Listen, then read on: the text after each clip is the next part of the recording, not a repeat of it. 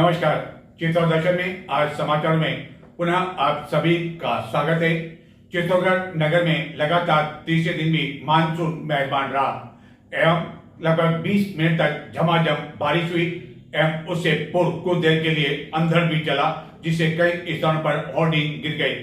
लेकिन इस 20 मिनट की बारिश ने नगर की सफाई व्यवस्था की पोल एक बार फिर से खोलकर रख दी और केवल 15 मिनट की बारिश में ही नगर में मुख्य मार्गों पर सड़कें जलमग्न हो गई।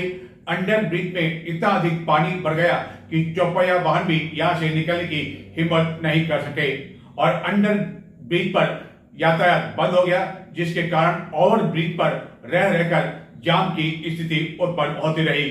बताते हैं आपको चित्तौड़गढ़ में किस तरह रहा मानसून मेहरबान गुरुवार को भी। चित्तौड़गढ़ नगर परिषद आपका हार्दिक स्वागत करता है।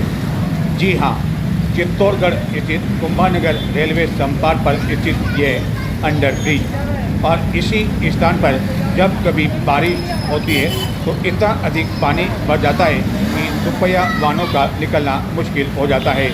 लेकिन चित्तौड़गढ़ नगर में गुरुवार को 20 मिनट की हुई तेज बारिश में ही यहाँ इतना अधिक पानी भर गया कि यह पानी रह रहकर हिलोरे मारने लगा और चौपहिया वाहन भी यहाँ से निकलने की हिम्मत नहीं कर सके और कुछ वाहन यदि निकल भी गए तो बीच में ही बंद हो गए।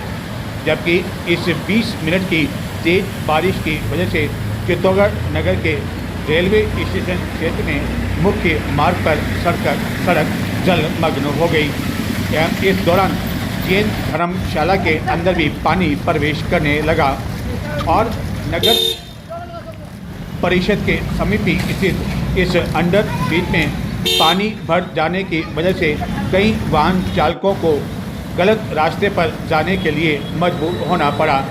इसी तरह नगर के प्रताप नगर क्षेत्र में भी मुख्य मार्ग पर जल भराव की स्थिति उत्पन्न हो गई एवं कई वर्षों से यह सिलसिला चला आ रहा है कि जब कभी चित्तौड़गढ़ में बारिश होती है तो इस स्थान पर पानी भर जाता है और इसका कारण यहाँ स्थित नालों की सफाई नहीं होना है। जबकि इस नालों की साफ सफाई एवं मरम्मत के लिए प्रतिवर्ष एक बड़ी राशि खर्च की जाती है, लेकिन इसके बावजूद यह स्थिति प्रतिवर्ष बारिश में देखने को मिल जाया करती है। हालांकि अभी तो केवल मानसून का आगाज ही हुआ है और आने वाले दिनों में यदि आधे घंटे या 1 घंटे भी लगातार बारिश हो गई तो यहाँ क्या स्थिति होगी आप कल्पना कर सकते हैं। अंडर ब्रिज पर पानी भर जाने की वजह से ओवर ब्रिज पर भी रह रहकर गुरुवार को वाहनों की लंबी कतार लगी रही, क्योंकि अंडर ब्रिज से चौपहिया वाहन भी निकल नहीं सके और इस दौरान यातायात व्यवस्था को बहाल करने के लिए कोई यातायात पुलिसकर्मी भी इस स्थान पर देखा नहीं गया, जिसके कारण लोगों को काफ़ी देर तक इस जाम का खुलने का इंतजार करना पड़ा। चित्तौड़गढ़ में हुई इस तेज बारिश के कारण अंडर ब्रिज में यह हाल रहा कि लोगों को अपने वाहनों को धक्के निकालने पड़े, क्योंकि उन्होंने पानी में अपने वाहन निकालने की कोशिश तो की, लेकिन वाहन बीच में ही बंद हो गए और जैसे तैसे उन्हें अपने वाहनों को यहाँ से हटाकर एक साइड खड़े करने के लिए मजबूर होना पड़ा। इसलिए भविष्य में आप भी ध्यान रखें, यदि इस तरह पानी भरा हो तो अपना वाहन निकालने के बारे में नहीं सोचें। तो यह स्थिति थी चित्तौड़गढ़ में गुरुवार को लगातार तीसरे दिन बारिश की और आज हम आपको बताएंगे चित्तौड़ दर्शन को देखकर याद आएगा आपको अपना बचपन, लेकिन उसके लिए अंत तक देखते रहें चित्तौड़ दर्शन कि किस तरह चित्तौड़ दर्शन को देखकर याद आएगा आपका बचपन। लेकिन वो बताएंगे आपको कुछ देर बाद। उससे पूर्व डालते अन्य समाचारों की ओर नजर। नगर के सुभाष चौक पर बुधवार सायं एक छज्जा गिर जाने से एक व्यक्ति गंभीर रूप से घायल हो गया था, लेकिन इसके बावजूद जो क्षतिग्रस्त छज्जा है वह अभी भी लटका हुआ है, जिस दहशत के कारण व्यापारियों ने गुरुवार को अपनी दुकानें नहीं खोली एवं नगर परिषद से यह क्षतिग्रस्त छज्जा हटाए जाने की मांग करते हुए कहा कि बारिश का मौसम शुरू हो चुका है और कभी भी यह छज्जा फिर से गिर सकता है एवं जगह जगह दीवारों में भी दरारें आ चुकी है, जिसके बाद नगर परिषद के अधिकारी मौके पर पहुंचे। चित्तौड़गढ़ नगर के व्यस्तम क्षेत्र में से एक सुभाष चौक पर स्थित इन दुकानों के ऊपर का छज्जा बुधवार सायं अचानक गिर जाने से एक व्यक्ति गंभीर रूप से घायल हो गया था। यह शुक्र रहा कि घटना के समय यहाँ अन्य लोग मौजूद नहीं थे, वरना बड़ा हादसा हो सकता था, क्योंकि जिन दुकानों के ऊपर का यह छज्जा गिरा उसी स्थान पर एक नीम का विशाल वृक्ष है एवं अक्सर शाम के समय कई लोग यहाँ पर खड़े रहते हैं एवं इसी स्थान पर पानी की कैन की व्यवस्था भी व्यापारियों की ओर से यहाँ रखी हुई है एवं कई लोग प्यास बुझाने के लिए भी यहाँ खड़े रहते हैं। लेकिन शुक्रवार को जब यह घटना हुई तो उस समय यहाँ कोई मौजूद नहीं था, लेकिन 2-3 दुकानों को नुकसान हुआ एवं मलबा जहाँ तहाँ बिखर गया। लेकिन घटना के कई घंटों बाद भी गुरुवार को नगर परिषद द्वारा इस दुर्घटनाग्रस्त छज्जे को हटाए जाने की कार्रवाई नहीं की गई और इस दहशत के कारण व्यापारियों ने अपनी दुकानें बंद रखी।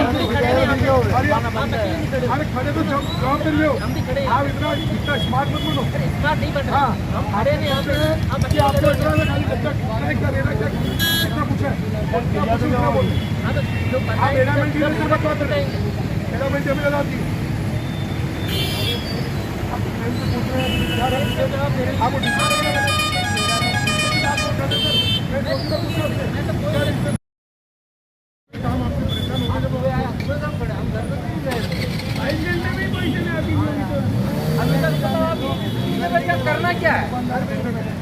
रोजगार देखो, रोजगार कितना आदमी सब दुकानें बंद हो।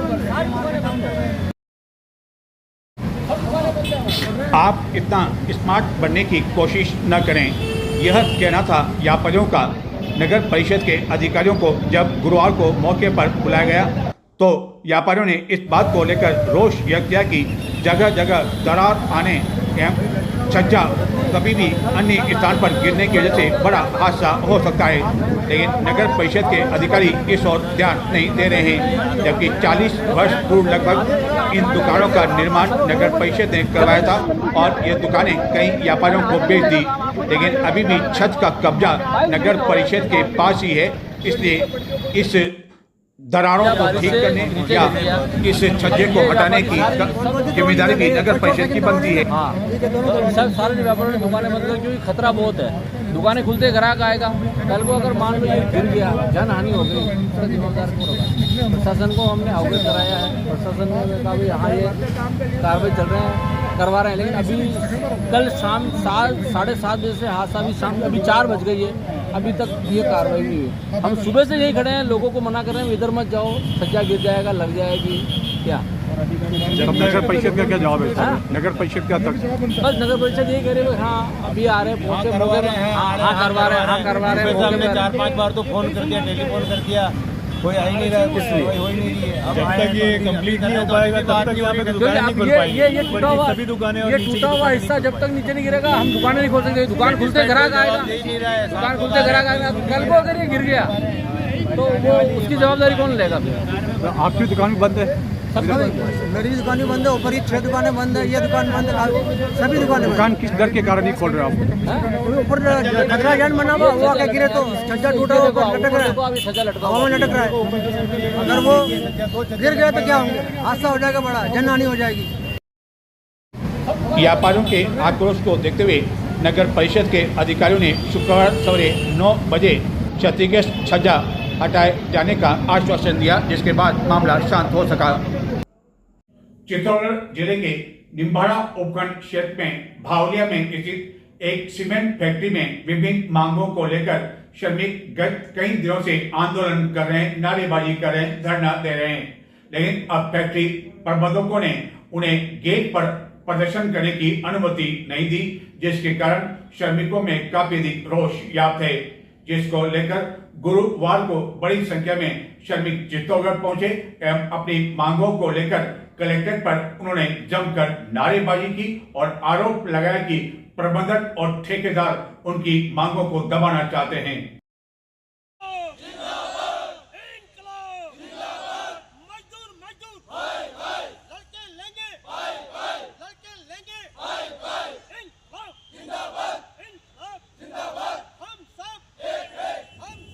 चित्तौड़गढ़ जिले के निम्बाड़ा उपखंड क्षेत्र में स्थित भावलिया में न्यू वोको विस्टास कॉर्पोरेशन लापाड़ सीमेंट के प्रबंधन एवं ठेकेदार द्वारा असंवैधानिक कार्रवाई करने, मॉडल स्टैंडिंग ऑर्डर की अवहेलना कर गैर कानूनी ढंग से श्रमिकों को कार्य से निकालने, स्थानांतरण करने, ठेकेदारों द्वारा श्रमिकों से निजी कार्य कराने से आक्रोशित होकर श्रमिक गत कई दिनों से आंदोलन कर रहे हैं। लेकिन अब इन श्रमिकों को फैक्ट्री गेट से जबरन हटाया जा रहा है, जिसको लेकर बड़ी संख्या में श्रमिक गुरुवार को चित्तौड़गढ़ पहुंचे एवं उन्होंने अपनी मांगों को लेकर जमकर नारेबाजी की और जिला कलेक्टर को ज्ञापन देकर इस प्रकरण में हस्तक्षेप करने, श्रमिकों को न्याय दिलाने हेतु प्रबंधन की असंवैधानिक गतिविधियों पर रोक लगाने, नियमानुसार श्रमिकों को कारखाना गेट पर धरना प्रदर्शन अनुमति दिलाई जाने की मांग की। इस दौरान एक सभा का आयोजन भी किया गया, जिसे कई वक्ताओं ने संबोधित करते हुए कहा कि श्रमिक अपनी मांगों को लेकर इस बारिश में भी आंदोलन कर रहे हैं, लेकिन अब प्रबंधन, ठेकेदार, पुलिस के बल के सहयोग से धरना स्थल पर बैठे श्रमिकों को गिरफ्तार करवाने पर तुले हुए हैं और एन तरीके से प्रबंधन इस श्रमिकों के आंदोलन को तोड़ना चाहते हैं, लेकिन श्रमिक एकजुट हैं, जिसको लेकर उन्होंने जमकर नारेबाजी की। नजर डालते हैं कुछ और समाचारों की ओर, लेकिन उससे पहले लेते हैं छोटा सा ब्रेक और ब्रेक के बाद आपको बताएंगे आज दिए आपको फूल और कल फूल देने वाले ही करेंगे आपके खिलाफ कार्रवाई।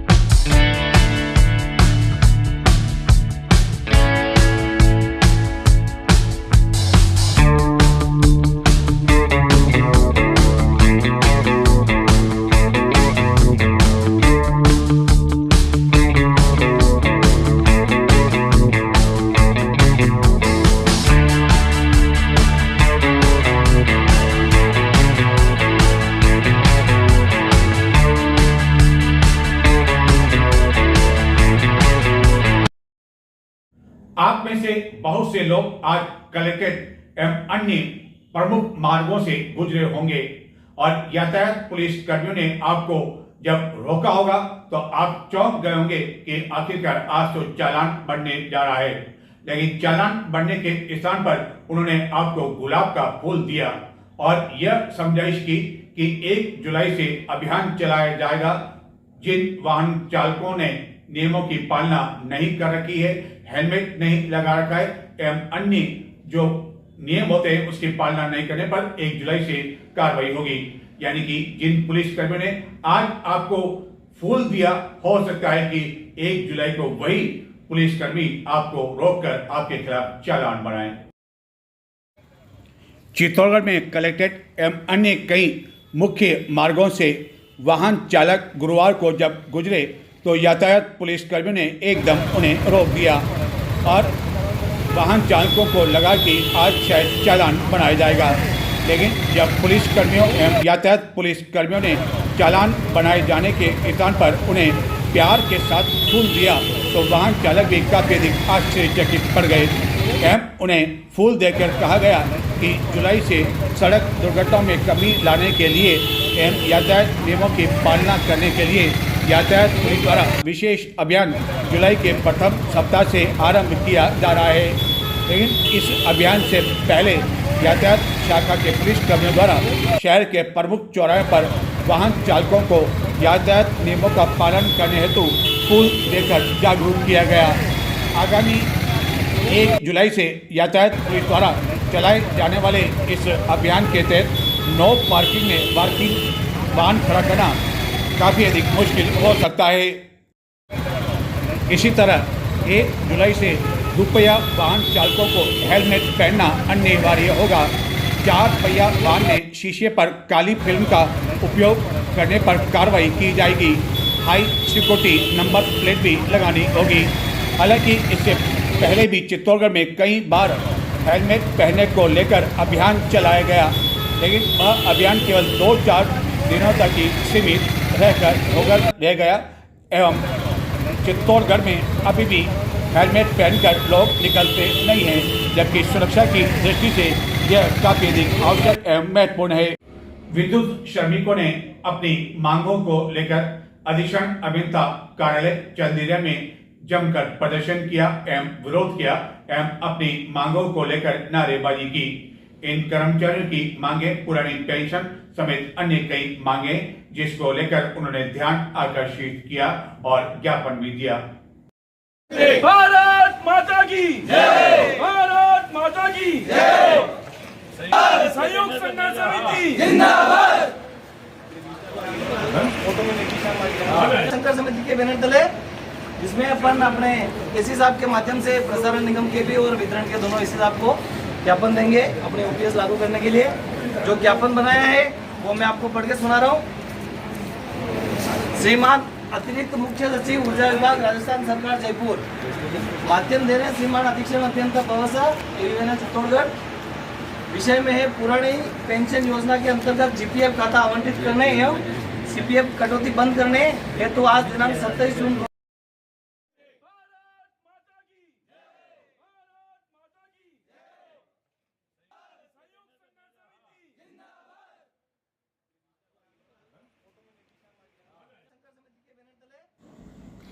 राजस्थान विद्युत कर्मचारी अभियंता एवं अधिकारी संयुक्त संघर्ष समिति द्वारा गुरुवार को अपनी मांगों को लेकर अधीक्षण अभियंता कार्यालय के बाहर नारेबाजी की गई एवं प्रदर्शन किया गया एवं अपनी मांगों को लेकर अतिरिक्त मुख्य सचिव ऊर्जा राजस्थान सरकार के नाम अधीक्षण अभियंता को ज्ञापन दिया गया, जिसमें 1 अप्रैल 2023 से बिजली कर्मचारियों के लिए पुरानी पेंशन योजना लागू की गई थी, जिसकी पालना में पुरानी पेंशन योजना का विकल्प चुनने वाले सेवानिवृत्त कर्मचारियों को जीपीएफ खाता संख्या आवंटित कर पेंशन के मामले एवं अन्य मांगों को लेकर यह प्रदर्शन किया गया।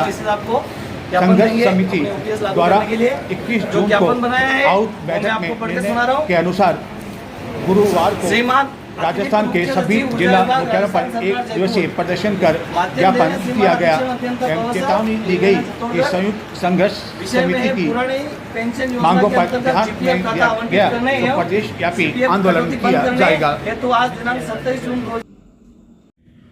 तो जैसा कि हमने आपको बताया कि चित्तौड़ दर्शन को देखकर आपको बचपन याद आ जाएगा। जी हाँ, हम बात करें गुरुवार को चित्तौड़गढ़ में हुई झमाझम बारिश की। इस बारिश के दौरान चित्तौड़गढ़ नगर के रेलवे स्टेशन क्षेत्र में एक ऐसा दृश्य हमें देखने को मिला जिसको देखकर आपको भी बचपन याद आ गया होगा कि बचपन में भी आप ऐसा ही करते थे। जब बारिश आती थी तो किस तरह आप किसी नाले के नीचे, जो पानी का नाला ऊपर से गिरता है, छत से गिरता है, उस नाले के नीचे आप नहाने का आनंद लिया करते थे और वही आनंद आज बच्चे लेते हुए देखे गए दिखाते हैं आपको, और आप ले इसका आनंद और मुझे दें आज्ञा। नमस्कार।